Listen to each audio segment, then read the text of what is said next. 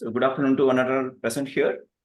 On behalf of ISBA, we warmly welcome Shri Sundara Nagarajan, Managing Director of Innovation Scaleup Advisors Private Limited, Bangalore, Karnataka, for the today's session on the topic Building Sustainable Incubators.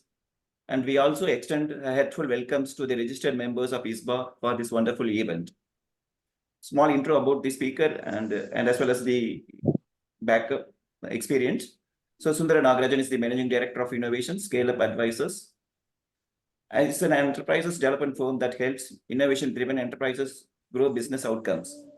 Innovation Scaleup Advisors clients are digital business, enterprises in digital transformation, deep tech startups, incubators, and investors. Sundara Nagarajan is an accomplished senior technologist with over 3 decades of experience in large global enterprises and early stage companies. Recently, he became an author, publishing his first book for first-time technologist entrepreneurs. So about the program, a small brief. So India has the third largest startup ecosystem in the world, 965 reporters incubators, according to Winos.in report. While a significant portion of these incubators is funded by the government of India, others rely on the support from corporate and private sponsors. Recognizing the need of sustainability, government authorities encourage incubators to move away from the heavy reliance on grants and instead of development viable business models.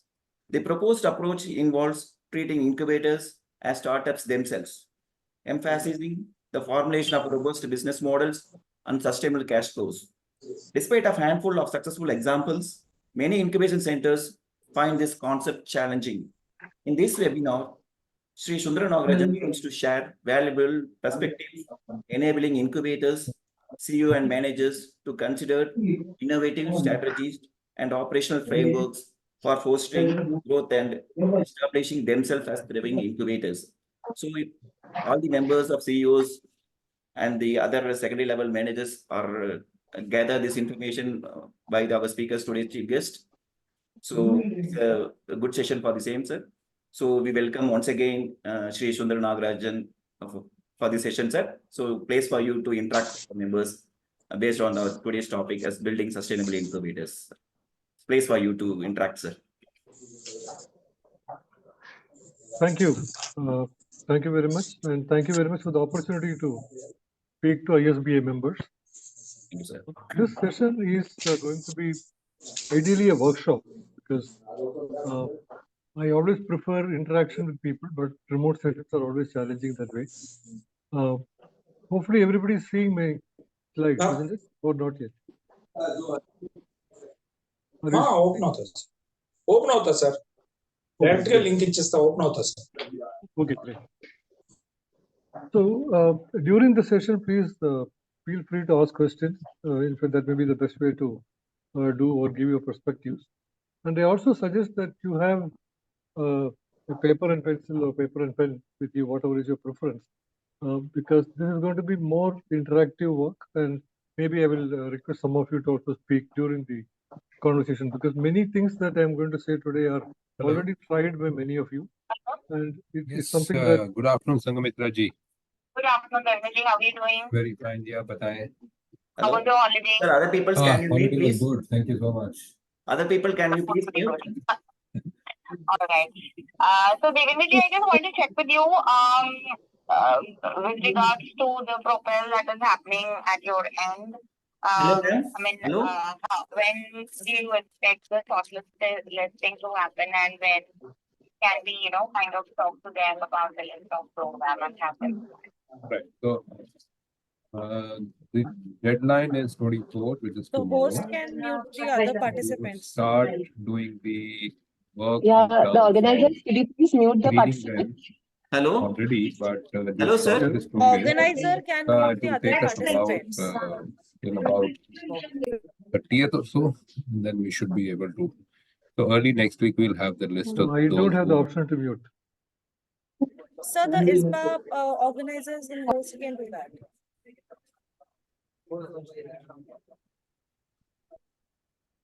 Okay. Are you able to hear me? You can touch the space bar and speak for unmuting. Yes. All right. Yes, sir. So please have a paper and pencil with you, or pen, whichever is convenient for you, because there may be questions, there may be points that you may want to discuss, and then we will get back together as a team. This whole workshop I prefer to finish in less than an hour, because it's not maybe material for 1.5 hours, but depends on the level of engagement. It's planned for less than an hour. Okay, so the agenda for today is briefly setting the context of sustainability and why is it hard. In fact, we know a lot about companies or incubators who are trying to do this. So why this is hard. Second is understanding the nature of innovation-driven enterprises, because I assume that all the incubators in this event and participating in this are science and technology-based incubators. So they are all broadly called the innovation-driven enterprises. So how do they work and why that's important for us to know? And finally, the business model development for incubators. And this part is going to be fully interactive. So unfortunately, I won't be able to check your work. I won't be able to check your work. However, it will be nice if you would like to write to me later. You're welcome to do that. Okay, so this is just to sort of summarize where we stand. So incubators have been thriving in the Indian startup ecosystem is what I would argue. There are about 1,000 incubators, according to Wino's report. And only accelerators are 59, so it's about 900 plus incubators only. And about 100 plus out of them are doing very well. They have done more than 50 startups. And maybe about 50 or about 50 are also more than 100 startups. So it's pretty good ecosystem, I would say, in terms of overall status. There are 20 plus startups funded and highest public ratings, about 100 out of the Wino's database of 1,000 roughly. About 100 are rated more than 4.5, which is pretty good rating. And about 100 are in the private sector and independent. So that's about 10% again. And they have primarily shared workspaces and early investors. These are the two categories I will put them in. They're either investors or they're providing shared workspace. Now, coming to the red part of it, it's about 613 have less than 10 startups. That is about 2/3 of them. Okay, and about again another 2/3 of them, or more than 2/3, have no public ratings. So there's a long tail of incubators which are probably also trying to struggle their way through. Yeah. So this session is more addressing the people who are in the red zone, not necessarily the ones who are doing already very well. And there's a lot of material from them available in public domain, which you can use to learn best practices and all that. But one of the challenges in entrepreneurship is that it is very difficult to learn from best practices always, because best practices are good, they work for somebody else, but you have to go through your own learning, your own experimentation. That can't be avoided. Now, NSTADB has, and also the Startup India system has a lot of material available for you. If you are not using them, please use them. If you really look at the content, particularly in the handbook for non-profit incubator managers, is pretty advanced. It's a pretty good content, and make use of them. That will help you a lot. Now, if you see the NSTDB white paper definitions, for about 5 to 7 years is a time for sustainability. So just think about your own incubator that you are part of and make a note for yourself. Are you in this bracket of 5 to 7 years? Are you within that or above that? And are you how are you doing in terms of sustainability? That's something to think about. So the estimate of 5 to 7 years is reasonable because most startups take about that kind of time to reach a thriving enterprise. So that is broadly how we define it. So a thriving enterprise is something that does not require external funding. It is self-sustaining. So to reach that position, typically it takes about 5 to 7 years if your business idea is a viable idea. And the most recent context is, I would like to quote the Sustainability Business Incubator Practices. This came in the October 27, 28, just last year, which ISBA conference it was covered. So this conversation is also pretty interesting. There are 4 panel members coming from different sizes and kind of incubators, and they share their experience. So if you're not gone through these, please go through them. They'll be helpful to you. Now, more specific to our context, I would like to quote Dr. Sunil Shekhawat. in his article in Economic Times, where he has basically said that government is probably going to pull the plug on grants, and therefore incubators are supposed to find their own ways to become sustainable. I don't know when this will happen, but this is certainly something to be thought about. And as we said, if the enterprise is considering itself to be a startup itself, it's important that the seed funding cannot come forever. The seed funding will stop sometime, and you have to start becoming self-sufficient. Now, what are the lagging indicators of successful incubators? It's sometimes good to know this long-term outcome that we are chasing. These are the long-term indicators, but each incubator, depending on which organization it belongs and who founded it and how it is coming up, may have slightly different goals. But by and large, these are pretty much the lagging indicators of how good an incubator is doing. And the first one is financial sustainability. So it's an extremely important point to cover. And which you have the other lagging indicators with you in terms of startup success rate, a good customer experience, and evidence of fostering innovation, and also a good set of alumnus who are successful and so on, and also demonstrable social impact. Obviously, your sustainability may not be a problem. So it is usually like every startup says, my biggest problem is fundraising. But actually, that is not the problem if they have a good business case. So it serves the same way for incubators as well. But why is this challenging? So let's go into some more depth in this. Today's conversation is more to help you understand about the challenges of sustainability and the startups, which essentially means that you have to get your lagging indicators in place. And you should be able to see what can lead you to that. Now, this figure here is quoted from the Handbook of Nonprofit Incubator Managers. And they have identified this area to be the incubator area. That is the proof of concept and business model validation is broadly what is identified as the space for incubators. I would suggest that it has to be slightly relooked at because there is both value in going behind the scene, that is to the idea side, as well as in front, understanding what is in front of validation, because any incubator is performing an important role, but it has to know how the front office of the process in front will happen, and also what is a better way to do a better admission control. So the biggest challenge here is incubators are focused on the most vulnerable, unpredictable phase of evolution. Therefore, the success rate will be by definition low. If you're talking about deep tech, it may be like 400, which is an extremely low success rate. Whereas if it is services companies with uses technologies to deliver the service, etc., it may be slightly better. But definitely it is in single digits out of 100. So we are talking about a very low success rate is where you are first of all engaged. Therefore, the track record is hard to prove. So this is something we have to always keep in mind as part of the incubators. And therefore, an extremely important step is to have your own very good processes. Now, let us look at why startups fail. And again, I'm sure many of you have given training on this and you are very familiar with this, but I'm trying to take a slightly practical view here. One of the fundamental reasons is no market need. That's one of the reasons most startups fail. And that part essentially means insufficient customer development and market research.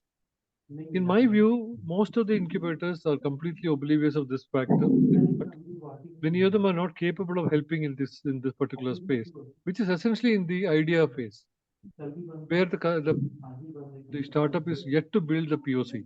It's a good idea to do customer development before a POC is built. But many grants are given for POC building, and therefore people look at the demos and select the startups rather than looking at how well the customer discovery process has happened. So this is one of the challenges here. Therefore, your success rate can be low. The second is the team profile. Nowadays, everybody knows there is a team required, and therefore they put together a team. But not necessarily the team is a strong and mutually complementing team. So how do we assess teams? Is another capability that incubators should have. All this will ensure the later success, the lagging indicators to come on correctly. And finally, this is the most important challenge, I believe, for most incubators. I would like to hear some of your views as well here, is the monitoring process. First of all, the startups are not really very often cooperative in giving the right kind of monitoring. And second is, most of the time the monitoring happens in a conventional way, where you look at how many employees and what was the revenue and things like that, which are in this stage of a startup where you are in the business model validation stage. Those indicators are not the right indicators. So there has to be indicators which are specific to the startup, and these are to be defined and monitored. So that is again something that most incubators are unable to do, and therefore that's also another reason of the high degree of failed startups. Now, this is a definition of startup which all of you know. Probably you have all heard about Steve Blank's definition here. So it's actually an explorative phase where what we have are assumptions and what we have are aspirations, not necessarily evidence. Okay, so there is a challenge, and that is why the incubators are designed as intensive care facilities to sustain the life. But are we doing it that way? So that's a question to ask. How can we define the processes which look at the vital parameters of every startup, and every startup is unique in its own way, and can we ensure that they are not going towards failure? We may not be always be capable of guaranteeing success, but we could potentially look at how do we avoid failures. Now, before I go to the next section, are there any comments or questions from the participants?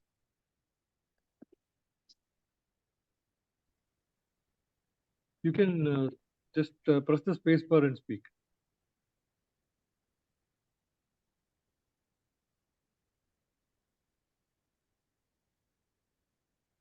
Can you use chat box also? It is difficult for me to watch both, but let me check.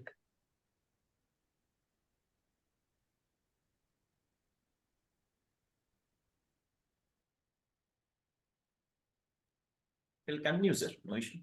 Yeah, We will see you on can it. also put it, now the chat is also on. You can put it on the chat box as well. No questions? Okay, just move forward. This is essentially to show the growth of a startup from the idea to maturity. What you see on the left-hand side is the number of active customers, which is the y-axis, and the x-axis is the time here. Now, if you notice the challenge here, incubators are involved in the early parts, the idea to the formation of the startup, and usually they are completing their engagement or graduation before the startup achieves full product market.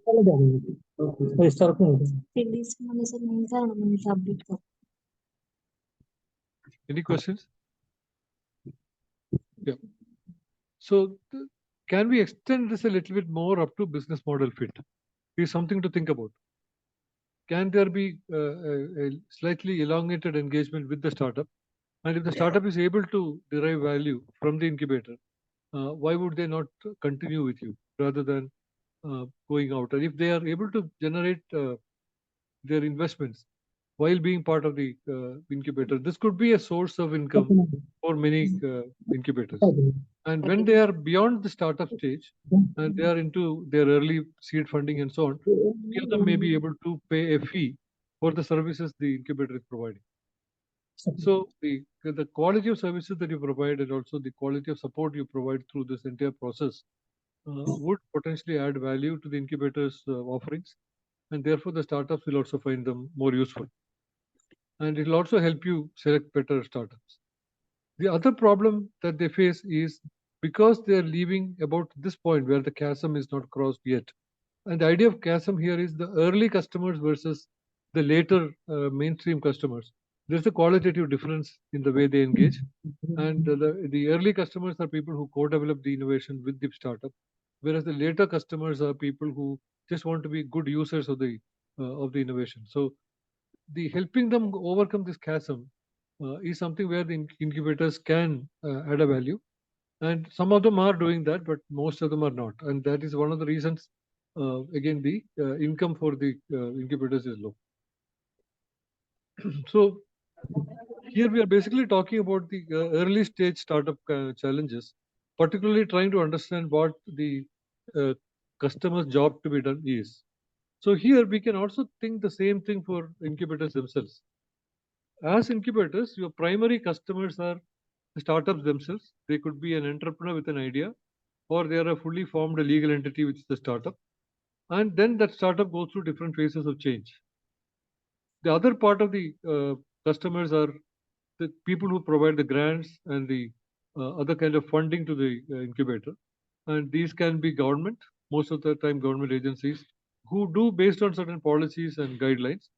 Today, we are not going to talk too much about the government side because that's mostly very familiar to all of you. We are talking about the private side. So if you're also working with corporate CSR or corporate innovation teams, corporate venture capital and so on, how exactly are you working with them and what are they looking for from the incubator? How are you understanding that? So understanding the job to be done for those entities is something where the incubator has to spend time to understand. Now, these are the various tools that we generally train startups with, which are to discover the market opportunity, the value proposition and business model, and how the startups go through. How much are we using it for our own purpose internally?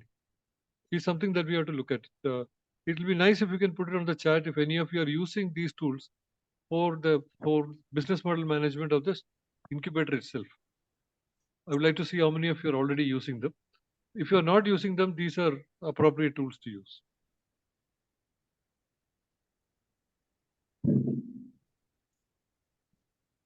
I'm not seeing anything in the chat yet. Looks like probably nobody is using. That's what I would conclude. Okay. Now, this is another aspect to understand when you are incubating startups.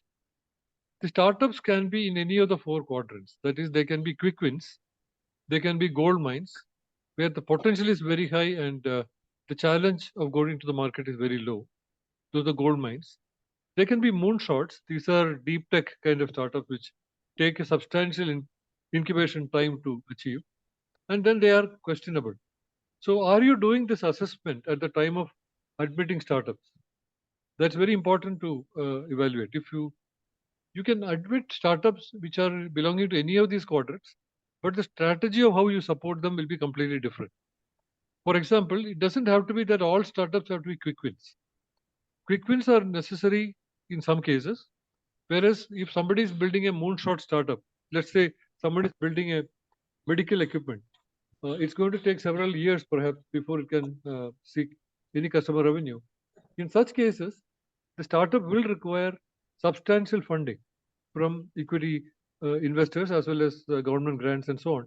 So this entire strategy and capability in the incubator should be to support those kind of requirements. Whereas startups which are quick wins are generally easier to go to market. Their challenges are lower. They will achieve. Any questions? Okay. So the way you incubate these startups is different. So that's something to again keep in mind. Startups which are gold mines are typically coming out of research, where there is a technology transfer, which is happening from the academics or the university, where there is an invention that is backing the startup. Only those are generally the gold mine kind of startups, and they are relatively very few. So at the time of admitting the startup, it's important to know the difference of what kind of startups are we admitting. And this is the commercialization readiness level. You don't have to try to note down on this. You will get all the slides at the end of the presentation. This is a model that I recommend to use because it has a little bit extensions beyond the TRL levels that we are mostly familiar with. Now, in this particular case, again, you can see the scope of a startup incubator. Generally, in the first काय होत नाही वाटायला त्यांच्या होतीच नाही बघ report जाऊन एक चक्कर मारला कुठं मॅडमला काय झालं कुठं झालं मोहिनीला हे केलं तिच्या होत नाही वाटायला Yeah. I think still some of them are not muted, it looks like. Okay. So currently the focus of the startup is in this box, the first box, which is primarily the design and articulate the value proposition, which is like earlier also I showed you, it is mostly based on the story. If you notice here, it is mostly based on the story. Whereas the later part is mostly based on signals. Signals are leading indicators of success. So the incubator should be aware of these signals that we are looking for and be able to ask for them in the monitoring progress itself. the phase of monitoring the progress of those.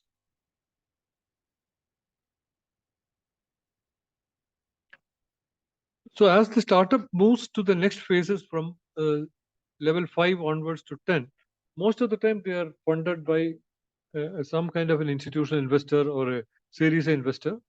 And therefore, these startups are now capable of maybe paying for the services that receiving, provided we are able to provide that high quality service to them.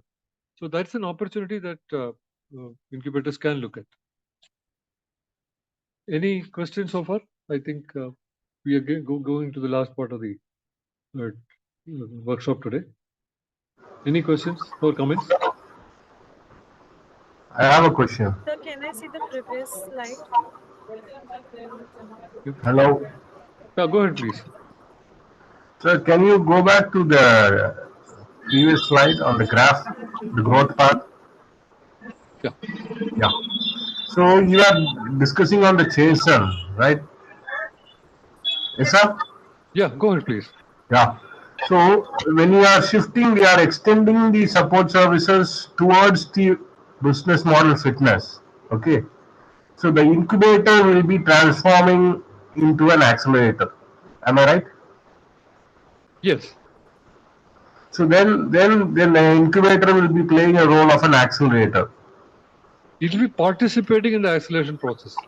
It doesn't have to become a full accelerator because your capabilities may not be there to be an accelerator. Yes. That's But- what, because But you can participate in the process because you can still provide services which are relevant to the startup. okay. So what are the best practices currently which is happening at this phase, the Chasm phase? Because most of the Indian incubators they are pure incubators.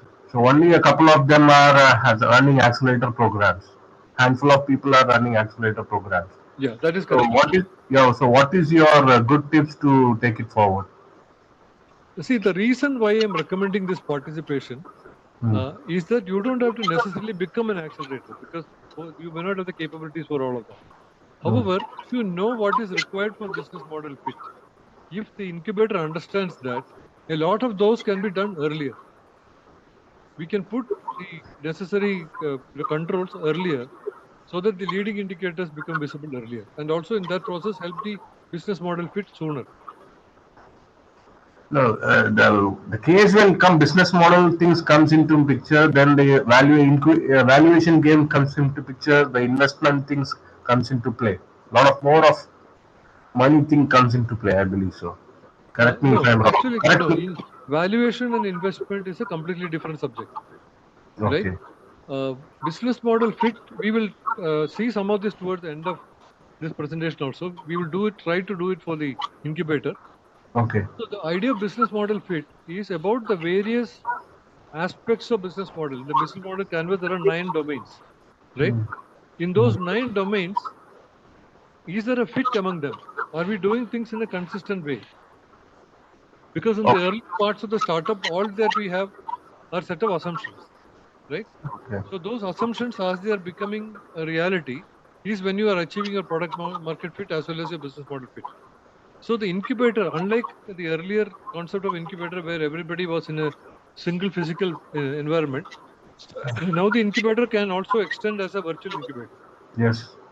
So the incubator can continue supporting the startup beyond the point of their graduation and help them in their growth towards business model fit. Okay. But at the same time, they are also collaborating with investors and other valuators and so on, so that you understand what they are looking for. Because the understanding of that today is relatively low in the incubators. Yes, very true. That's very true. Okay. So by participating with them, we are offering services. At the same time, we are also learning in the process. Okay, sir. Good. Thank you, sir. Thank you very much. Okay. Please continue. Any other question? Yes, sir. I have one question. Yeah, go ahead, please. I'm Neeraj Mittal from TBI of Noida Institute of Engineering and Technology. Yes, sir. Go ahead, please. We have come across an information that some incubators in Odisha are earning as high as 50 crore rupees per annum.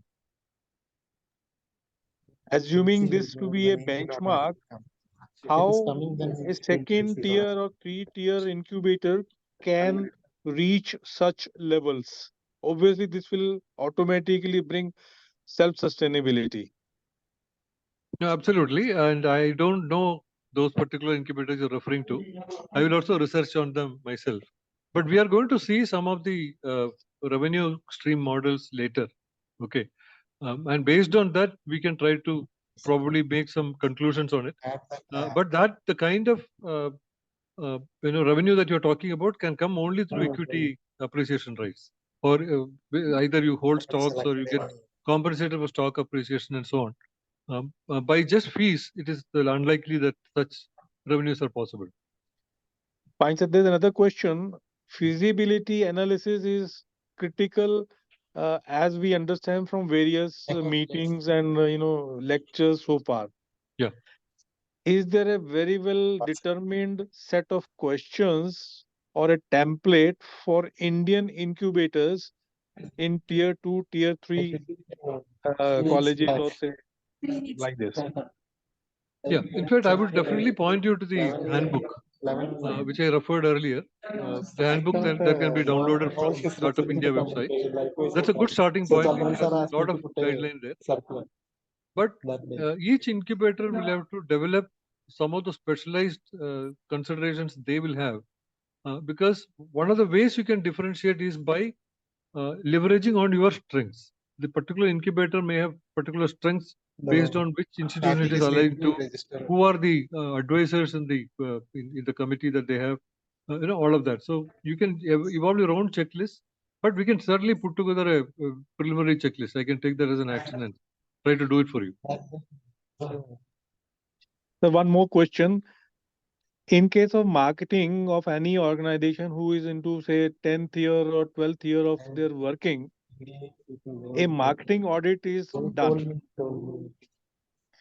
Similarly, for the incubators, is there any maturity audit which can help them take further steps? I am not aware of any structured models available in this, but there is enough know-how now available. And we talked about those, the lagging indicators right in the beginning, on what are the indicators that signify success for incubators. So based on that, we can certainly look at it, how it can be done. But if somebody is not achieving sustainability in 5 to 7 years, there is certainly something is wrong there. Fine, sir. Thank you. Okay, any other questions, or shall I move on? Okay, let me move on. Okay. So now let's first understand what we are now going to discuss, the business model for the incubator itself. That's what we are trying to discuss here. So here we have to understand that incubators are a service-based, market-driven enterprises. By and large, most of them are. Okay, these are not innovation-driven enterprises. Unlike the models that we showed earlier, they are all applicable to startups which are driven by an innovation.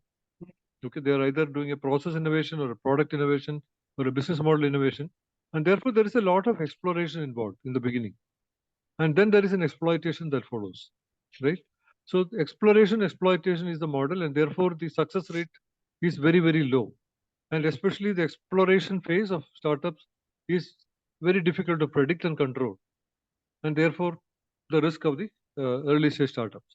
But when it comes to the incubator itself, there are two things that we have to understand. One is it's a service-based, market-driven enterprise. It may have innovation and inventions as part of its work, but that is not what it is expected to be. When you have 1,000 incubators in the country, and maybe globally, it will be not less than 10,000. Okay, there is already a lot of know-how about incubators, which is available out there. Okay, so first of all, we have to understand what kind of business are we in. That's very, very important to understand. So it's a very market-focused business. Priority is understanding of the market demands and customer needs. That's basically what we have to do.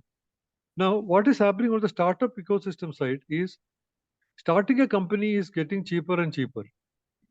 It has become, the cost of starting a company has plummeted very high, again, after cloud and cloud-based infrastructures have come and so on in the case of software, and in the case of other science-based incubators also, the availability of labs on hire and many other service models that are coming in there. Doing a startup has become not very expensive, and therefore the number of startups is continuously increasing.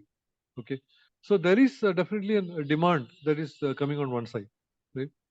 And also the success stories, particularly in India. There was a time, say, when I was a professional or I was in my younger days, starting a company was considered somewhat mad for a person who is not from a business background. But that is not the case today. Not starting a startup may be considered mad these days, perhaps, because I find everybody says that they want to do a startup. So on the supply side, there is increase in startups.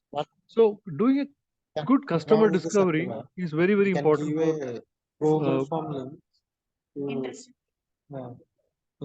Some of you are talking, but you're not realizing that your PC, TBI, can you mic is please not mute? muted. Please mute your mic. PC, If you're TBI. if you're speaking to somebody, please mute your. Host, please mute the participants. Yeah, when you have to talk, you can press the space bar and talk. Okay? So the market focus, as incubators, do we have enough market focus? That is definitely a checklist that we have to look at. Whether are we sufficiently talking to customers to discover the job to be done, and understand that your customers may not be knowledgeable. So this is a observation that many people say is that, yeah, we want to educate them, we want to give them the know-how how to do a startup, but most of the entrepreneurs are not listening and they are just wanting funding, right? This is one of the important checklist item in the assessment. When you are assessing startups and entrepreneurs, one of the most important, perhaps the first checklist item is, are they coachable? Are they developable? Are they people who are willing to learn? Okay, that's probably the most important property required for any entrepreneur. So we have developed a certain assessment methodology in our organization when we work with startups on to assess the entrepreneurial leadership qualities, because these are very, very important. These are not general leadership qualities. Entrepreneurial leadership qualities are special, and probably the most important one is their ability to listen and how modest are they in their approach. It's an extremely important thing to understand, and therefore when you are doing the market focused customer discovery, you will find that there are early adopters, just like any other case where there are early adopters who are easy to work with, easily coachable and so on. But they may not be the only population that you can work to sustain your organization. And you have to go to the mainstream. Okay. And therefore you have to understand how do we influence the mainstream people who are probably not aware. And when they will probably become aware, they are likely to listen to you. So that means the incubator has to develop the coaching skills to do that. So it is not so much mentoring, but coaching. Most of the time, mentoring is about telling somebody what to do, whereas coaching is asking questions. So developing that ability to ask questions is critical, right? Now, the second important criteria is it's service or solution oriented. So we don't have to start offering standard things or very unique things. We are mostly limited by our capability and capacity, and therefore we can look at what the customers need and work on that, right? And the third point is competitive differentiation. Just imagine a business like a restaurant. Okay, what can be a competitive differentiation for a restaurant? It is not really necessary to have a competitive differentiation if they are producing very good quality food and that people generally like. So they will still survive and sustain. Whereas the differentiated ones always emerge over time. So therefore, you can always progressively build your competitive differentiation. It may not be coming from day one. However, some of the incubators may be lucky that they are associated with some of the top institutions in the country, or they are specialized in a particular domain and no one else is in that domain, gives them the competitive differentiation. But those who don't have the competitive differentiation can eventually get it. But what is important is quality first. So if you're able to keep even small number of startups, but keep a good quality and get a good recommendation for the incubator, that will be a good way to start the early stages of the incubator. And I'm assuming that almost all incubators today are offering virtual incubation. It is not necessary that everybody need to have the physical space. And therefore, your market is as big as the whole India. Okay, it's not necessarily the market is limited to where you are. But that's something you can leverage by by delivering a good quality. And how responsive are you to the changes? And try to scale slowly. That is, typically most incubators have about 5 staff members. 1 to 5 is where most of the ones who are not yet scaling are struggling. So 5 to 10 is the aspiration they have to grow in terms of number of people. So that scalability can be brought over a period of time. And most of that scale can come through external services and variable expenses rather than having own employees.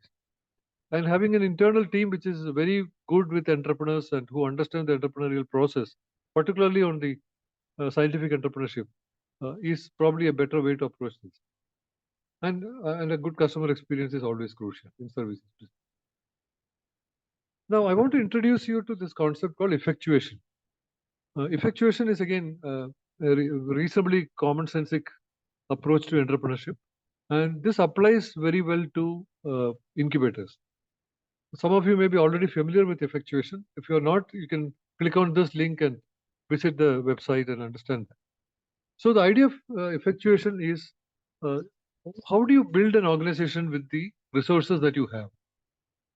So the idea here is using causal reasoning, one begins to specific goal and given set of means for reaching it. This is typically what a manager does.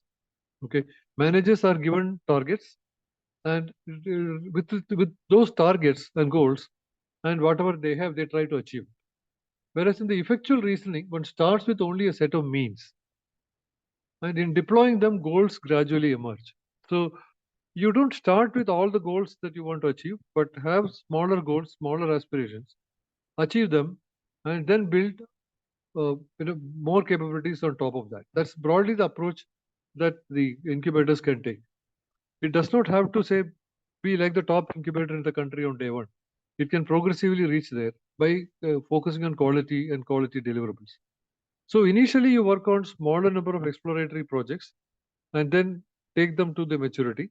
And some of those projects are pretty much standard. You can always learn from others and pretty much repeat the same. And that may be how you can start. Yeah. So start with your means, set affordable laws. This is very, very important that you don't lose all your grants and all your funding in the first instance itself, because many incubators struggle because they don't have a good fiscal control. So you have to have a good fiscal control first, explore, capture insights, and iterate. That may be the best approach to take here. And leverage contingencies, that whenever you get a contingency, whenever you get a setback, or whenever you get a challenging situation, try to learn from it and adapt, rather than considering that as a failure. Okay, there may be ways to learn from it and go forward with that.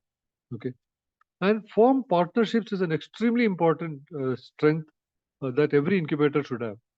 And very often the incubators have a feeling, some of them at least whom I have spoken, have a feeling that we don't have those many contacts, we don't have so many people, and how do we go about doing it? It's like anything else, start with one, right? And most of the time you get good partners and you also evaluate them. You may not have to tell them that you are not a good partner, but you can internally evaluate them and see how well they are contributing to your incubator. And based on that, try to discover similar people and develop those partnerships. The more partnerships you have, the better and the more powerful the incubator can be. And keep control of what you can control, and try to develop it further. So the idea of explore and exploit is what you generally see in all entrepreneurial initiatives. So in the explore phase, you are just exploring without a process. You are trying things out and you are learning from that and create your insights. Whereas when you are going to the exploit mode, you have a process now that you can establish for it, and it can actually bring predictable results. So when you are into the exploit mode, start using tools like OKRs. If you are not using OKRs in your incubator, please start using it, especially if you are already having certain processes which are reasonably standard, and you are now trying to transform the incubator from where it is to go to a new place. So you can have standard processes which are controlled using KPIs and control limits, etc., which you can do with any other like any other process control. Whereas the transformative goals that you have, you start managing using OKRs. So if you're not using them, these are tools that you should be using. This is a figure that comes from the, again, Handbook for Non-Profit Incubator Managers. So please take a look at this.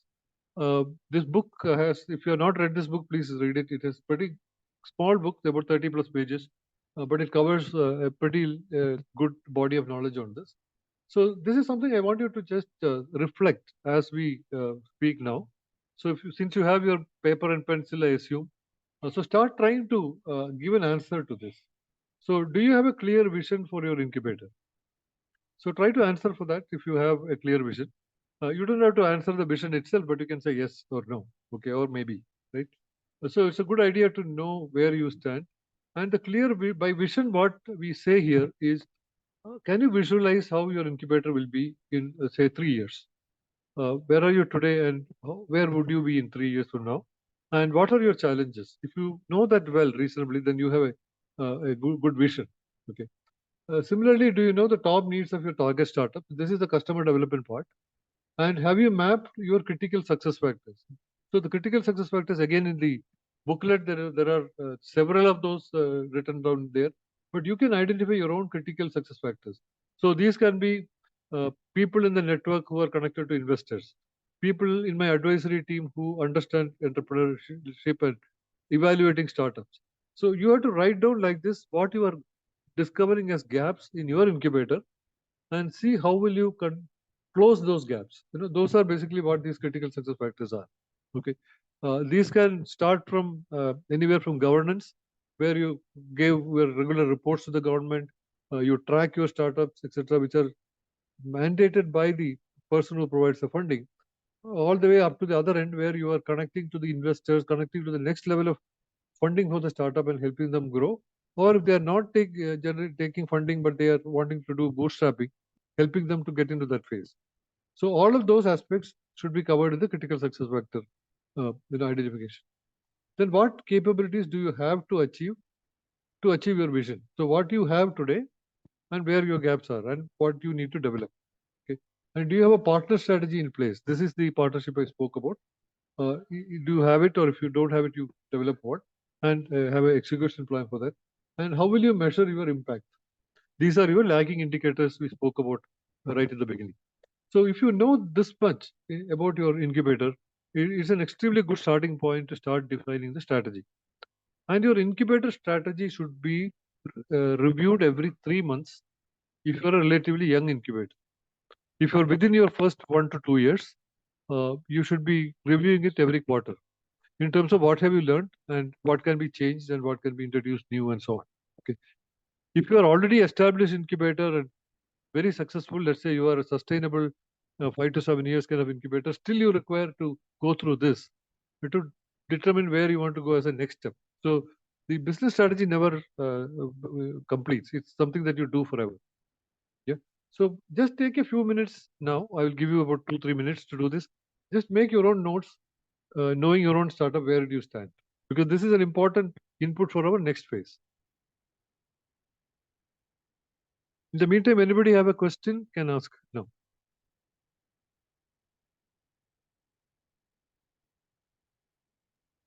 Sir, I have two questions. Neeraj Mittal, once again. Yeah, please go ahead. Sir, while forming the partnerships, one of the partners, let us say we have a different vision. The prospective partner has a different business model. We are on rental basis and they are on equity model basis. So is a marriage possible in such a case? One. If yes, should the business model of the two be adopted or adapted? This is the second question related to this partnership itself. Yeah, it's actually there is no magic here. Partnerships are always made on convenience, right? So whenever we say somebody is a partner, that person has both customer and supplier roles. Otherwise, they are a customer or a supplier. So first of all, you have to be very clear about what role they are performing. Say, for example, you have a legal or a accounting partner. Okay. you call them partner, but they're actually a supplier. They're essentially providing services to startups, right? In that case, you select suppliers according to your supplier selection criteria. That's the added value of the incubator.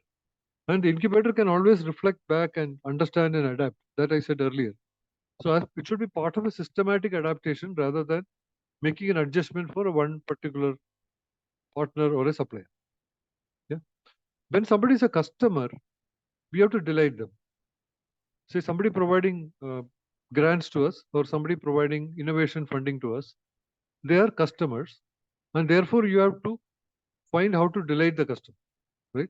So certain models the customer is insisting on you may not be able to do, and only in a rare case you should walk away from it, unless it is breaking some of your fundamental values or what you stand for, right?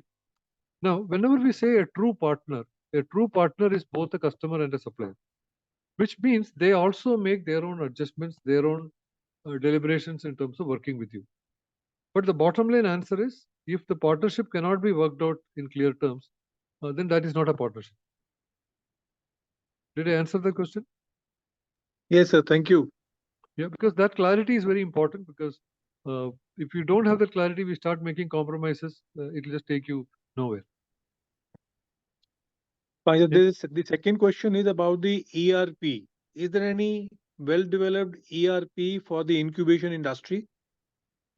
Yes, there are multiple. In fact, I don't want to sort of particularly promote any company, but you can reach out to me in person, and I can give you the names of the typical ERPs. We will talk about them in the next slide in a little bit more detail. Thank you. I hope you have made your notes, so let's go to the next. Okay, so we are trying to use business model canvas to apply to our own business. This is not a completed business model canvas. I have done a basic completion for you to think about it. Okay, so everything starts with the value proposition, right? So we provide venture assistance and support to what kind of startups? It's very important for you to understand. And who need to establish viability and scalability of their business idea, right? So this is essentially the business we are in. This is what we address the startup for. We also provide end-to-end program management to deliver business solutions for corporate customers who need to expand their products and service portfolio with open innovation. So this is somewhat a more advanced value proposition an incubator can give, wherein an incubator is trying to help the corporate or SME through the startups that they have to solve a business problem. Okay, and very often the startups struggle here because most of the startups are not capable of interacting with an enterprise, and therefore providing a systematic program management and managing the relationship to deliver the final solution could be a value, and the enterprise will be willing to pay for this. Okay, so therefore you can consider a value proposition design like this. So this is another value proposition design for a incubator, right? Now we can develop our own differentiations. Right now I'm saying you capture your value proposition. Now in your notes you can capture your own startups, your own incubator startups value proposition as to what do you provide to the startups and what do you provide to, say, corporates, and what do you provide to other grant providers or CSR providers. Can we take 2 minutes to write that? If you find it difficult to write, you may want to go back and discuss internally, but try to write, because all value propositions are about capital, network, training, and validation. These are the broad areas where the value proposition is usually done. So try to write it like that. We provide what, to whom, and for what benefit. That's the structure.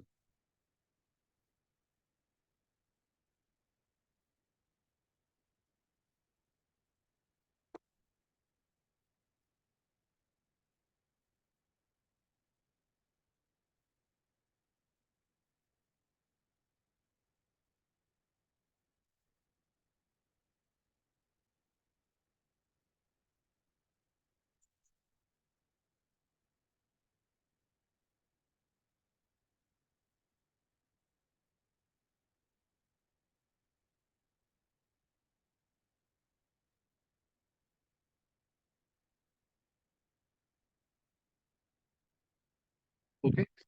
After the value proposition, you will write the customer segments.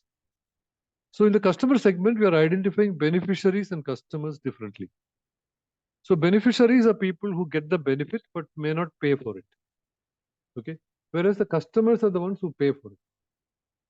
So here we said beneficiaries can be entrepreneur with an idea. Beneficiary could be a faculty who does research. For the technology transfer, you could potentially enable the faculty to take their technology to market. And this is where you can potentially find a startup who don't have their own idea, but want to work with an idea coming from a university. Or the early stage investors who are in your value chain comes later. They are also your customers. You have to know their value proposition for them. And therefore, they will be interested to work with you. So when you go to a early stage investor network, let's say that's popular. Let me take the example of companies like Let's Venture or Inflection Point Ventures or 100x VC. These are many of the very successful, popular early stage investors in the country. You should know what their criteria is, and you should be able to provide that value proposition here. So this is the first step. How do I match to the beneficiary and how do I match to the customer? Now, out of this, I have made certain items bold because that's where I want to kindle your thought and challenge your thinking. So I've talked about startups alumni, and the idea here is what I said earlier: the startups that have graduated already from your startup, and they are say angel funded, and then later maybe seed funded and Series A funded. You can continue to be serving them. So what can you serve them? Again, you have to go back and understand what is their value proposition. So you have to do this customer discovery process, discover their value proposition, and then you can offer that value to them. Definitely values like financial accounting, financial reviews, and those kind of things will be definitely interesting to them because those are things which may be required for a long time as an outsourced service. Right? Similarly, for grant providers, what can be the additional value that you can give them? Right? And corporate innovation office is broadly, I'm talking about here SMEs as well as larger enterprises, where there is a lot of need for innovation. Many of them will be willing to give you problem definitions, and you can work with those problem definitions, conduct hackathons or other kind of mechanisms, and bring startups together into that. Yeah, so that's another source of revenue that you can look at. And many of these corporate innovation offices also have corporate venture capital, which can come into the acceleration phase of the startup, which can come in at a later point of time. So by creating this relationship in a strategic way between your value proposition and your customer segments, you can start designing your offerings. Okay? And what are the channels that you typically use? This could be online applications, hackathon, direct B2B, B2 government kind of relationships, which most of you know. But are there other channels that you can discover? For example, can you get referral channels from your existing alumnus and things like that? We'll have to think about how can I increase this. Now, coming to the revenue streams, most of the incubators which are also providing space have rent. They have some kind of royalty arrangements in some cases.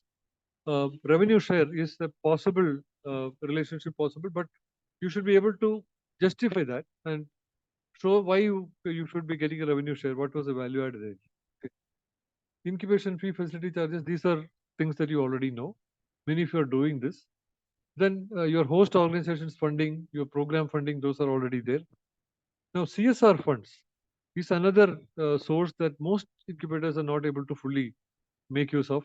So that's something to explore now for creating alternative revenue models. So CSR funds, sponsorships, and innovation challenges. All these are for corporates.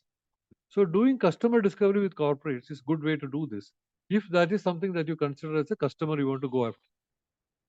Right?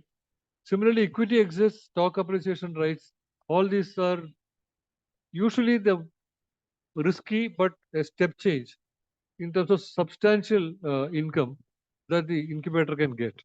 So for you to get a good equity exit, you should have first of all assessed the startup very well. Otherwise, you require a very large number of startups to be able to get anything. For example, if the success rate is 1 in 100, right? So you have to do 100 startups before you can probably see one. Okay. And if you can become unlucky, then probably you may not see any. Whereas somebody who's lucky may see 1 in 20 also. Okay. But very often, if you are able to put together a very good assessment framework, in fact, I already got the question on assessment checklist and framework. That's something that every incubator must make. Maybe we'll make an initial version and sort of give it to you to get started. So that can help you discover whether an equity exit is possible. And an equity exit is usually possible for only highly scalable businesses. Some of the simple checklist items that you can note down is the startup should have $100 million like potential. Is there a likelihood of $100 million kind of potential for the business in a reasonable time? That is about 7 to 10 years. So in 7 to 10 years, is the startup likely to hit about $100 million? That's a reasonable checklist item to ask. And that's a combination of the market and the problem they are solving and the ability of the founding team to execute to that plan. Okay. So that's a reasonable checklist to ask. And many incubators say that we are more interested in supporting socially oriented and social impact enterprises, and therefore we don't have the opportunity for equity. That's a fair enough point. But in that case, you should be able to get substantial impacts of similar size.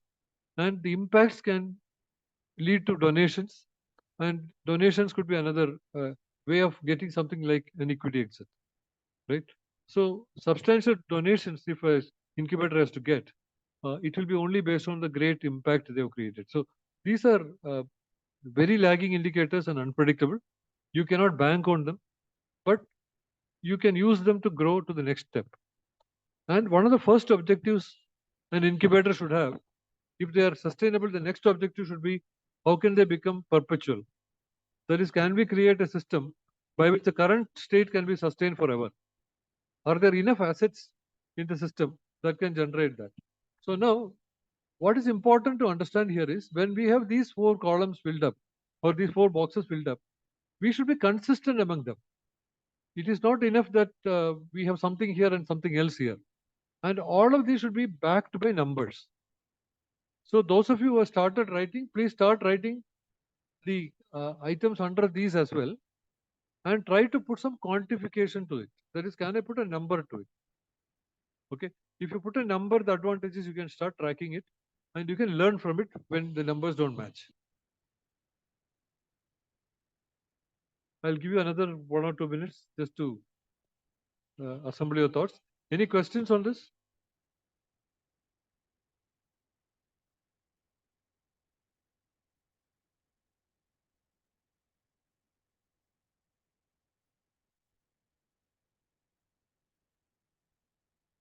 Write these in the context of your own incubator. Sir, I have one question. Yeah, please go ahead. Students with a engineering stream, they get enrolled for a period of 4 years. And because of the emphasis by various governments, huge focus is on creating startups out of the student community itself. Entrepreneurship invariably demands a lot of time devotion. So the 4 years versus the demand in terms of time is a contradiction which comes in play. How can an incubator or an educational institution, which is a host education institution, overcome this problem? Yes, in fact, I will give you my opinions here. Okay, I am also a faculty in my education institution for quite some time. And I have taught hardcore technical subjects as well as later about venture creation. I offer a course on building technology ventures. Now, let me tell you this. Just like it is not easy for you to create highly inventive PhD level engineers, it is also not easy to create entrepreneurs. So we can say that everybody should become an entrepreneur, but everybody cannot become entrepreneurs. Because like I said, the entrepreneurial qualities, entrepreneurial capabilities are very unique, right? What we can reasonably attempt is, if we have a nucleus of highly talented entrepreneurial students, we can probably create a team around them. the other team members can be good employees. They don't have to be good entrepreneurs, right? So we can create entrepreneurial teams with them. And if something is passionate for them, they will find the time. Because whenever somebody says, I don't have the time, it only indicates that they don't have the interest in it, right? This is applicable to students as well as grown-ups. I don't think there is any difference in this factor, right? So you would have heard about Narayana Murthy talking about 70 hours work hours, and many people questioning him on that and so on. But the interesting fact is whether Narayana Murthy himself or the Prime Minister of this country or many of us are people who have worked 70 hours comfortably. And they worked comfortably because they were passionate about what they were working on. Okay. When there is no passion, it is going to be very hard for people to find time. So entrepreneurship is something that cannot be done without the passion. So also is PhD level research, right? Somebody who is getting into deep technology work, they are also equally important for us. We cannot have only entrepreneurs and business people. We also need people who are deeply technical people, and we should know how they collaborate. Okay, good entrepreneurs know how to get collaboration from highly technical and deeply technical people, and together build a team. So my short answer to your question is, it doesn't apply to everybody. Number one, it can only apply to a small number of people in the overall student community, and that's all practically what can be achieved. And in my own courses, what I have seen is there is a lot of enrollment in the beginning. I have had enrollments as much as 65, 70 people, but towards the end of the course, it will be 5, 6 people who remain. Okay, and that is a normal number, because that's the number of people who will really engage with the kind of hardship that an entrepreneur has to go through, and each of them have to discover their own path. It's not something that somebody can teach you. Does it answer your question?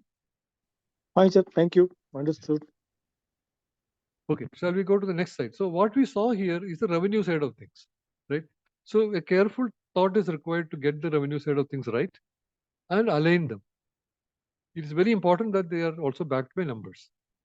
Now let's go to the cost side of things. What are the key activities to be done? And wherever I have put bold letters, those are areas where I observe many incubators have weakness. The first thing is scouting the pipeline. That is, how do we get people to apply, the high quality people to apply? So most incubators today are not working only in the context of their own education institution. People who work only in the context of their own educational institution will have challenges in sustainability, because not enough startups may come out of one institution. But those who are looking out should be able to discover operating companies as well as startups.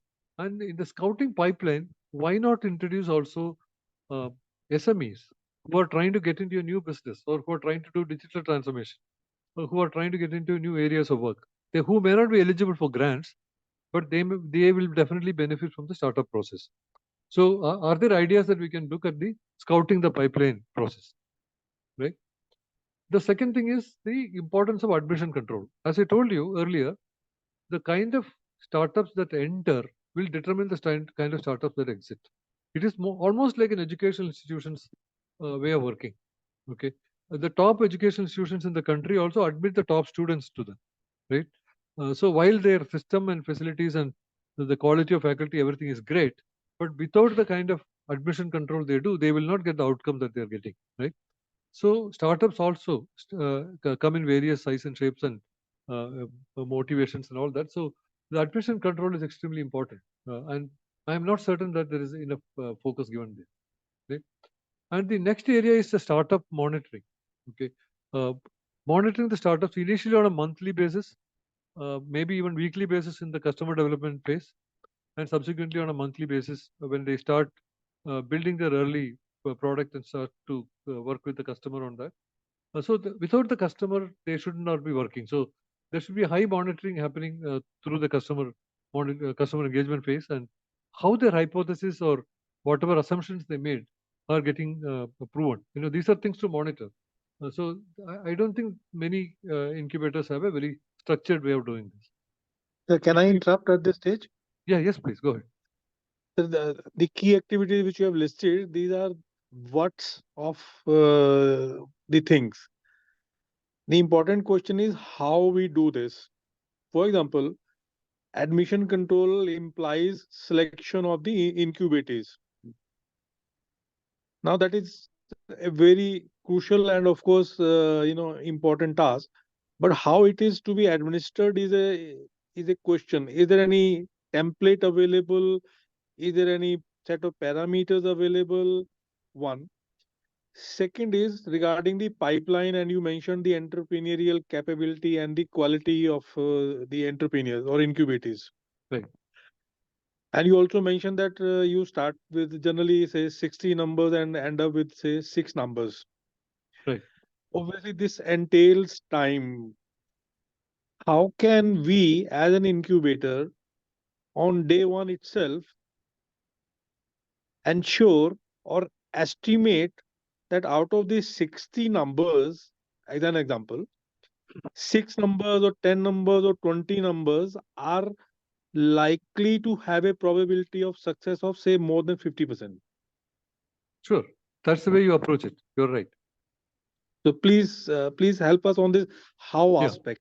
Yeah, how aspect, in fact, I will just maybe open up the key resources part also, right? So key activities and key resources are important to know. In fact, as I told you earlier, if you have not read the handbook, please read it. That's a good starting point. Okay, it has pretty much most of the points covered in detail and what could be done. There are few checklists also in that, right?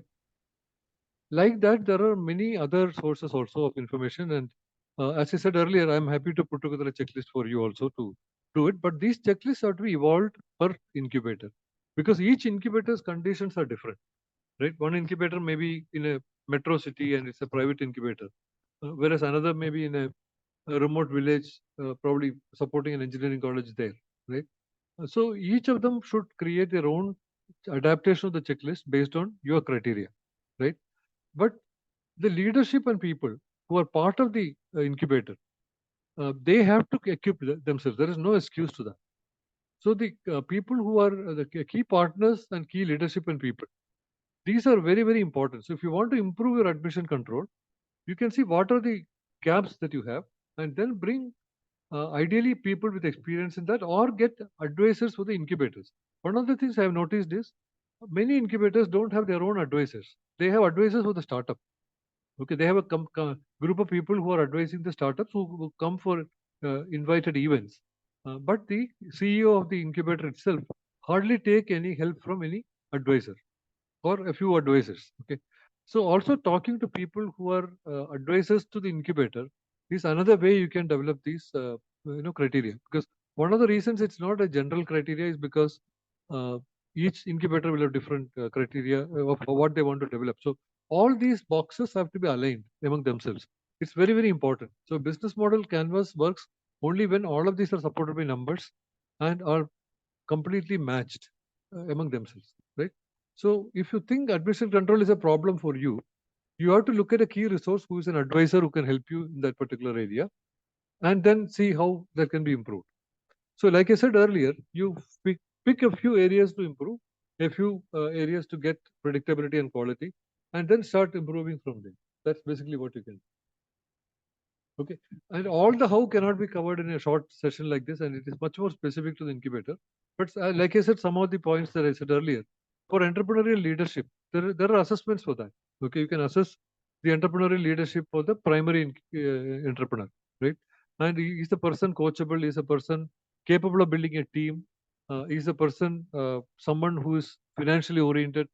Does he have sufficient financial acumen? These are important to understand. Okay, and these are easily discovered through an interview. Okay, a simple personal interview is more than sufficient to determine many of these things. Right, and for startup monitoring, this is where I will talk about the ERP question that came earlier. I have also talked about it here. The technology providers for established players and startups. There are many technology players who are in the market who are providing tools for incubators. And most of the well-known tools have integration with, say, like the grant providers and so on, to submit those reports in those formats, right? So they come with those capabilities. So it helps you scale your incubator better with less number of staff members. See, one of the biggest challenge in incubators is how do I scale without number of staff members? And like I said, the success ratio is so poor. You need to really support maybe more than 100 startups to be able to get reasonable success. So that scalability comes through some of the ERP tools. And if you are not able to discover them, please contact me. I'm happy to give the names of some of those that I am familiar with. I am not familiar with all of them, but some of them are very good tools, and most of them will support you with the incubator processes, like your selection, your management of your advisors, cohorts, all of that, so programs, specific programs that you're running, and also the various reporting requirements of startups. Some of them have good integration with also investors pipelines. That is, startups from your pipeline can go into an investor pipeline and so on. If you're not using a tool called Ynos, ynos.in, that's a website. It's a free tool, and they also have priced versions, but it's also available for free. Ynos is a very good database. It's a good resource for incubators to find other people like advisors or other startups, working in different technologies and so on, and investors and so on. So a lot of reports come in Ynos as well, where you can see what other incubators are doing, and you can learn from them as well. So these are some of the tools available out there.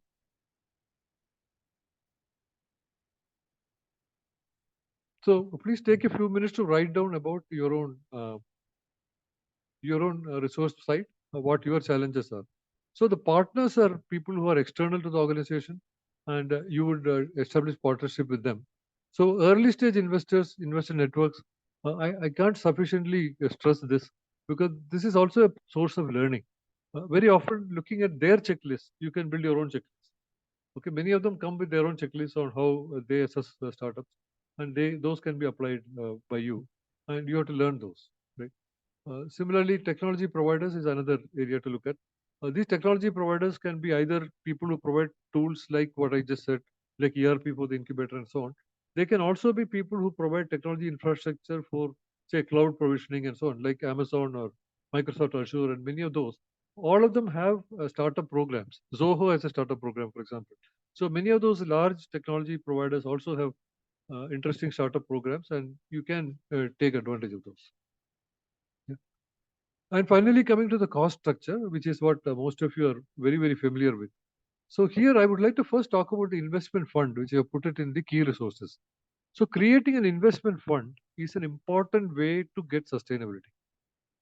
Because in creating your own investment fund is a good way for you to grow that fund, and using that fund you can also create sustainability. But it's not an easy thing to do. It is somewhat hard to do. But investment fund is not a cost, but it's an investment. So it is a resource that you have to build, right? Now, in the cost structure, there are two important cost structures I want to stress. One is the technology, that is the management software and the databases like Ynos. So invest in those kind of technologies that are very important for you to scale yourself, and also developing people in the incubator. So ISBA is a very good source of learning. So many of you are part of this, and you're learning through this, and you're coming across people that you're meeting here. But developing people in the incubator is also by itself a very important activity, cost structure that the incubator should plan for and spend on, right? Now, if you take all over India, my estimate is there are about 10,000 plus employees who are now part of incubators. Right? It's a large workforce. It is quite a lot of talent right there in this, and in that talent pool that you have, if you really look at how many of them are really interested in entrepreneurial science and learning all this, I don't think there's a big percentage of that. So by creating more opportunity for them to develop that, will be a good way that incubators can get results. Now, please take a few minutes to write these boxes for yourself, for your own incubator. And based on that, if you have any question, please ask me. And as I said earlier, it's very important that all these boxes are balanced. So for example, if you say I will do a particular value proposition, that value proposition must be supported by a key activity and the key resources for it, and the cost structure associated with that, or maybe the partners that you can use outside. So it's very important that you align these boxes. Sir, I have one question now. Yeah. In the technology case or the engineering studies, there are simulation tools. Similarly, for the entrepreneurs also, while developing prototypes or the entrepreneurship journey itself, there are certain simulation tools I understand available in the market. Can you advise 2, 3 very good tools so that the cost for the entrepreneurs and hence the incubators goes down drastically?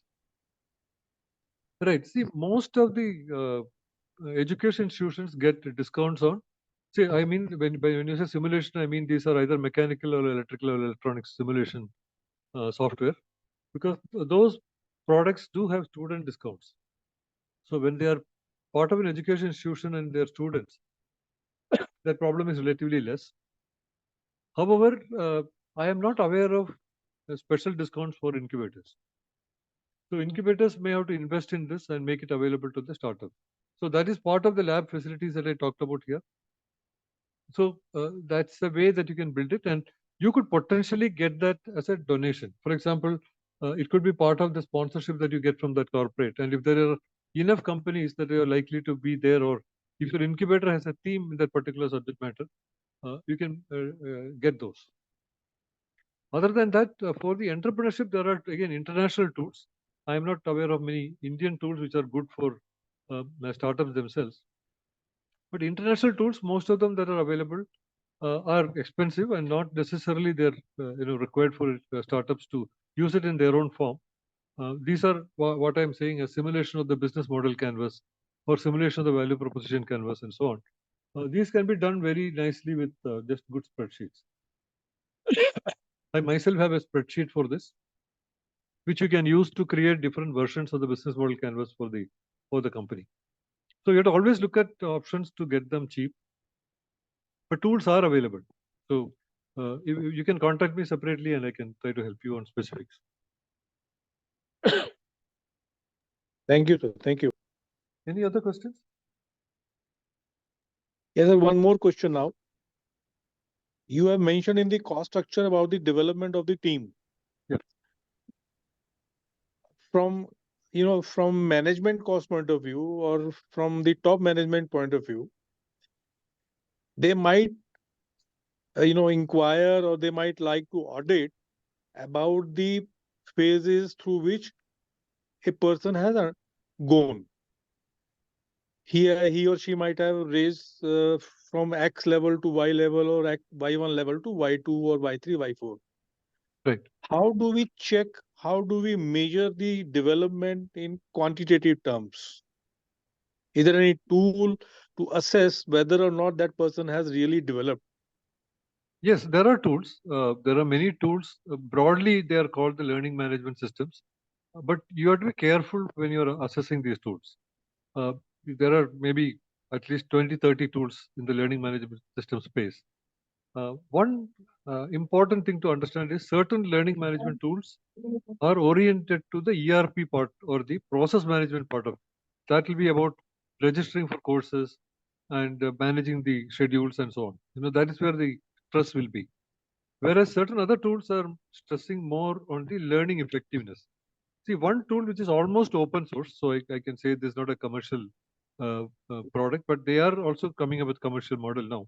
It's a product called Guru, Guru, Guru, which is meant for school education right now. They're using it for school education, but nothing prevents you using it also for entrepreneurial education. So such tools, which are the learning effectiveness oriented tools, what they do is they help you identify competencies and help you assess those competencies with your own way of assessing them and then quantify them. So quantifying learning is one of the most difficult things to do because the learning results in predictability. What exactly is learning? So when I have learned something that improves my predictability in my performance, that's basically why I am learned a particular topic. Now, this can be only observed on the job. And a human judgment cannot be avoided here. Right? Only by observing this can be done. However, if you are looking at a metric system for your overall incubator and you are giving systematic learning interventions for them, progressively your metrics should improve.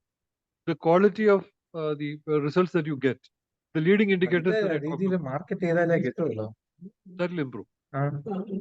So that's the best way to show the പക്ഷേ result. ഈ law കോസ്റ്റിന് കൊടുക്കാൻ പറ്റില്ലേ, like target പറഞ്ഞത്. പക്ഷെ ഇഷ്ടം പോലെ ഹെർബലിനെ നമുക്ക് ഈ Excuse me, I think if you are speaking, please mute yourself. കുറച്ചുകൂടെ എന്തെങ്കിലും ഒരു If you are discussing, please mute yourself. Excuse me. If you are discussing among yourself, please mute yourself. So did I answer your question or do you want more Yes, sir. clarity? So you have to look for learning tools, learning assessment tools, which finally there will be some element of observation involved, which will be a leading indicator. But the lagging indicators that you design, which are like how many startups are graduating with the funding, for example, right? And if a startup decided to close down and did not want to pursue, even that's a good outcome because you protected the capital.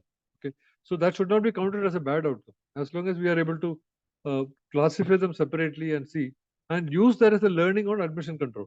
Can that be controlled right at the time of admitting the startup so that we could have saved that investment that we did there. Right? Fine, sir. So one more question. There are qualifiers for CEO, for the incubation manager, etc. We will be grateful if you could share some qualifiers for the advisors also. That's a very interesting question. See, this is actually a very complex place to answer the question because at the end of the day, advice has to be received and used, right? That's the only indicator. So my qualifications doesn't matter. It's a qualification of the receiver of the advice, right? Somebody who is receiving the advice does a great job with it and creates a huge outcome, and they acknowledge that they actually benefited from the advice, is the best indicator. So most of the time, what I would suggest or advise anybody to do is you watch for yourself how the impact is happening. Okay, people can come with any amount of credentials or any amount of backgrounds. If there is no chemistry between the advisor and either the startup or the incubator manager, incubator CEO, if they are not able to work well together, that advice is useless. Does it make sense? Yeah, thank you. Thank you, sir. Okay. Now, the other two things to understand here is when we use this word advice, we sometimes use it very general way. So let me also give you the clarity on. See, one is the advice approach where you advise and walk away. Okay, you are not really looking at what the receiver of the advice is doing with it, right? The second is coaching. So coaching is there to help the performer perform better, right? And coaching is a specific intervention where the performer accepts the person as a coach and then goes through a time frame based intervention. Okay, in the case of advisor, it is always like whenever you have a question, please contact me. That's the way the advice will be. Whereas in the case of coaching, it's a lot more structured. They involved with the startup or the particular entrepreneur on an ongoing basis with a plan. Right. The other is mentoring. So mentoring is different from coaching because in mentoring you show him how to do it. Right. In mentoring you have to be better than the player. When you are basically showing the player how to play a particular shot or how to play a particular move, but the expertise of the individual is very, very important. So when you're selecting mentors, select mentors who have been in the same industry, who have, say, for example, if you're mentoring somebody to take a company from zero revenue to, say, let's say 1 crore is the first milestone that I want to achieve. And that is in a particular industry. The mentor should have some experience of being in that industry. That's very important. Otherwise, they will not be able to mentor them or show them how to do it, right? Whereas a coaching person can help the person to discover the pitfalls and solve it themselves. So coaching is focused on the person, whereas mentoring is focused on the problem, right? So that's important to understand. And we put all these under the overall umbrella of advisors, right? So it's very important for you to differentiate. Okay. Any other question?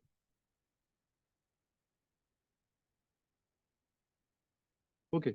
If there are no other questions, I want to just only suggest one more small area of work, which is the pre-incubation or entrepreneur in residence kind of programs. If you don't have these programs, it's wise to do that because this is where you do customer development. And that's extremely well understood process. And it is something that we can train these people, and it really helps entering into the POC stage with a lot more certainty of success, right? So it's something that I will strongly build as a pre-incubation, as a customer relationship activity. Okay, so if there are no more questions, I would like to conclude.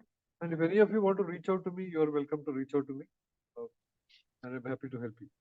Sir, your mobile number, please.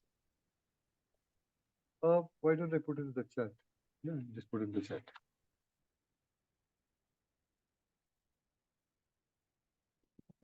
I prefer you send me an email first.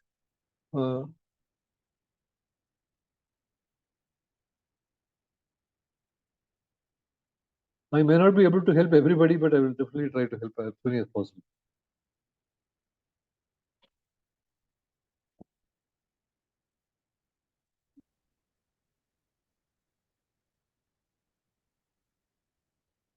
And this is my book, which I recently published. It is something your early stage entrepreneurs may find useful. And also incubators, if you are interested in reading the book to understand the tech incubation process, you can also go through that. This primarily covers the early stages of a startup.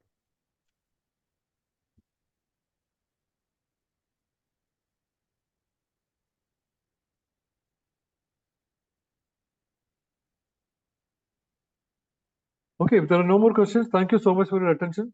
Wish you a very happy rest of the day. Bye. Thank you, sir. Thank you. Good interaction, sir. So, well, interaction members can use this platform for future any. You kindly contact sir's contact number is already mentioned in the chat box. So we will share the presentation slide to all the attendees within 1 or 2 days. Okay. So thank you all, sir. Thank you for your kind support. Thank you. Thank you, sir. Chief guest. Thank you.